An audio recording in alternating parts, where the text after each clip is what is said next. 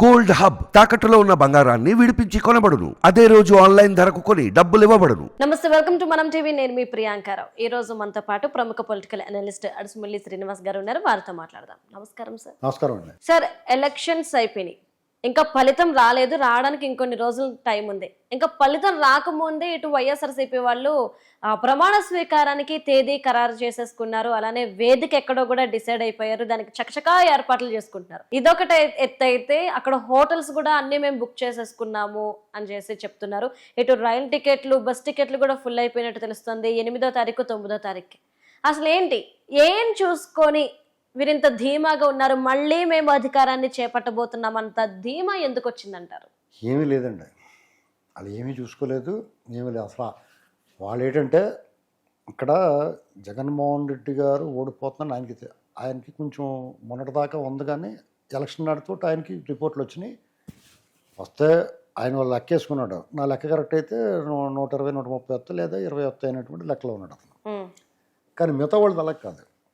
వాళ్ళకి తెలిసిపోయింది మనం పోతున్నామని తెలిసిపోయి వాళ్ళు బేలగా, దిగులుగా, గుబులుగా ఉన్నారు. మీకు అంబటి రాంబాబు ఆర్తనాదాలు చేస్తున్నారు చూసారా, పేరు నాని ఇలాంటి వాళ్ళు ఆర్తనాదాలు చేస్తున్నారు. సజ్జల రామకృష్ణారెడ్డి పేదరుపులు అరుతున్నాడు.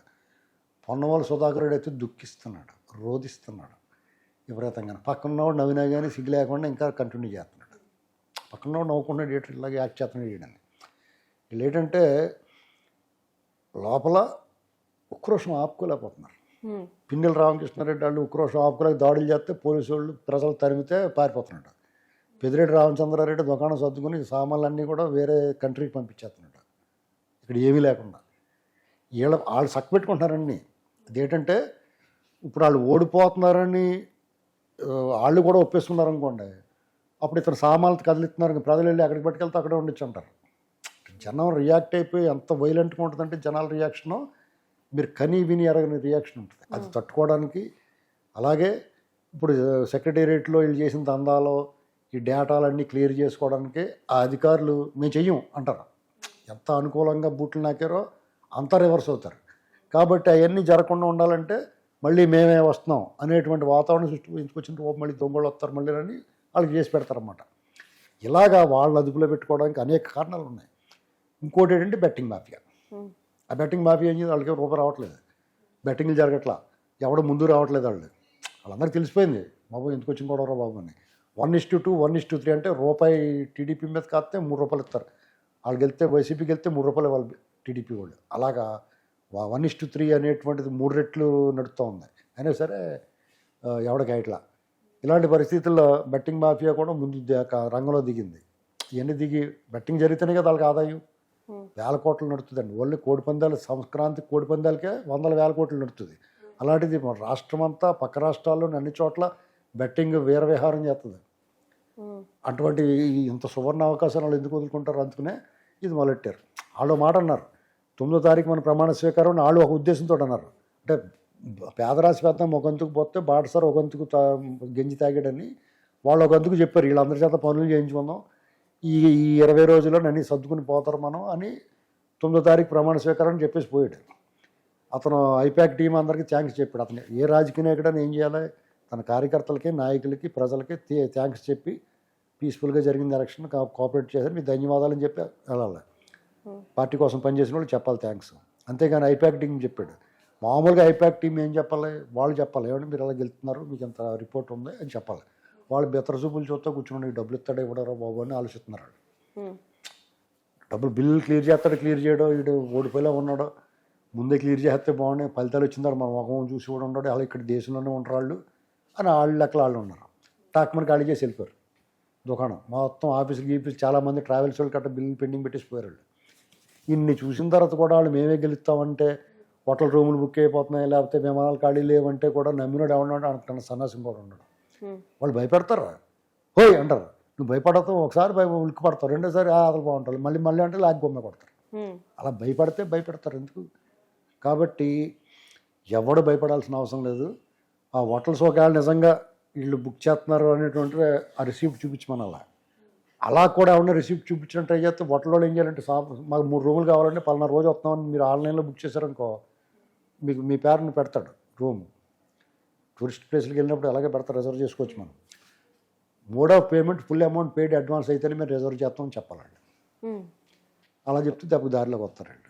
కానీ మేము ఎంక్వైరీ చేసాను, అయినా సరే నేను ఏమి ఎంక్వైరీ చేయకుండానే కాన్ఫిడెంట్గా మాట్లాడాను. కానీ అయినా సరే కొంతమంది ఎంక్వైరీ చేసిన వాళ్ళు చెప్పింది ఏంటంటే అన్నీ ఖాళీగా ఉన్నాయి, ఏమీ ఒత్తిడి లేదు, 2 రోజు బాబు అని చూస్తున్నారంట. కాబట్టి ఇవన్నీ ఫేక్ బుస అంటారు మా ఏరిని. ఎంత బుస కొడుతున్నారు అంటే కాటేసి పాము ఎక్కువ బుస కొట్టదు సార్. అంటే ఈ విధంగా చేయడం వల్ల వాళ్ళకి కలిసి వచ్చేది ఏంటంటే వాళ్ళు సోషల్ మీడియాలో ఈ విధంగా ప్రచారం చేసుకోవడం ఏం లేదండి. ఇప్పుడు టీడీపీ వాళ్ళు 4వ తారీఖు దాకా ఆకుండా సంబరపడుతున్నారు కదా, ఆ ఆనందాన్ని వాళ్ళకి ఎందుకు దక్కనివ్వాలనేటువంటి పైశాచిక శాడిజం ఉంటుంది కొంత. అదొకటి బెట్టింగ్ మాఫియా తన ప్రయోజనం కోసం. 3 వీళ్ళు దుకాణం సర్దుకోవడం, ఫైల్స్ గీల్స్ మాయం చేసేయటం, డేటా క్లియర్ చేసేయటం, ఇలాంటి కార్యక్రమాలు చేస్తారు. ఎందుకంటే తప్పులు మామూలు తప్పులు చేశారా, 2 జన్మలు సరిపడగా శిక్ష పడుతుంది వీళ్ళకి, వీళ్ళు చేసిన తప్పులకి. కాబట్టి ఇవన్నీ సర్దుకోవాలంటే టైం సరిపోవట్లేదు. గత ఎన్నికలప్పుడు 40 రోజులు ఉంది, ఈసారి 20 రోజులే. కాబట్టి ఈ 10 రోజులు పోయాడు ఇతను, మాట అనేసి పోయాడు. అక్కడ ఏం పోతుంది, జగన్మోహన్ రెడ్డి ఎక్కడికైనా పారిపోతున్నాడు. అతను తప్పించుకుంటాడు. అతను నమ్ముకుని తిరిగిన వాళ్ళు మరి కింద స్థాయి వాళ్ళందరూ దెబ్బైపోతారు కదా. వాళ్ళందరూ కూడా రేపొద్దున కౌంటింగ్ నాడు అవసరమైతే దౌర్జన్యం చేసన్నా మనం కొంత పట్టు సంపాదించుకోవాలంటే వాళ్ళందరూ నిలబడి ఉండాలి. లేకపోతే వాళ్ళు పారిపోతారు, ఓడిపోతుందని తెలిస్తే ఇంట్లోంచి బయట రాడు ఎవడన్నా. ఎన్నాటికి వాళ్ళందరికీ ధైర్యం కల్పించడం కోసం. అదే టైంలో సహజంగానే టీడీపీ వాళ్ళు భయం వేస్తుంది. సానుభూతి పనులకి జగన్ వద్దనుకున్న వాళ్ళకి ఓ రకంగా తిరుగుబాటు చేశారు. వీళ్ళందరికీ ఖచ్చితంగా భయం వేస్తుంది. ఏంటి బాబోయ్ మళ్ళీ దయ్యం మళ్ళీ వచ్చేద్దేమో బాబు అని. అంచేత ఇప్పుడు ఎవరికన్నా ఒక దయ్యం ఉన్న ఇంట్లో, ఇదివరకు ఆ ఇంట్లో దయ్యం ఉన్నదంటే ఎవరిని వెళ్తాడా, వెళ్ళడు కదా. ఇప్పుడు అది పట్టేసుకుని పంపించేశారండి, ఏమీ లేదు, భయం లేదు, ఇప్పుడు ఏం దయ్యం లేదు. ఇప్పుడు అన్నా కానీ ఎవరికన్నా ఒక కిటికీ తలుపు టపామని కొట్టుకుందానికి ఉలిక్కి పడతాడు, ఓ బాబు ఏంట్రా బాబు లేచి చూస్తాడు, అవునా కదా. కాబట్టి అదే భయం. నిజంగా అక్కడ ఏమి రజ్జు సర్పభ్రాంతి, తాడుని చూసి పాము అనుకుంటున్నారా. మీకు సజ్జల రామకృష్ణారెడ్డి అయినా, లేకపోతే పిన్నెల రామకృష్ణారెడ్డి అయినా, పెద్దిరెడ్డి రామచంద్రారెడ్డి అయినా, మీ తోపులు తురుములు బ్రహ్మాండమైన వీరులు, వీరాది వీరులు, సూర్యులు అని పెద్దారెడ్డి లాంటి వాళ్ళు మాట్లాడినా అధికారాంతం ఉన్న వీళ్ళందరూ కూడా వీళ్ళు చిందులు కోతి రూపు వచ్చేస్తుంది, కుక్క రూపు వచ్చేస్తుంది. అర్థమైందండి, అది గుర్తుపెట్టుకోవాలి. ఎవడు భయపడక్కలేదు. ఎందుకంటే మీరు తిరుగుబాటు చేశారు ఆంధ్ర ప్రజలు.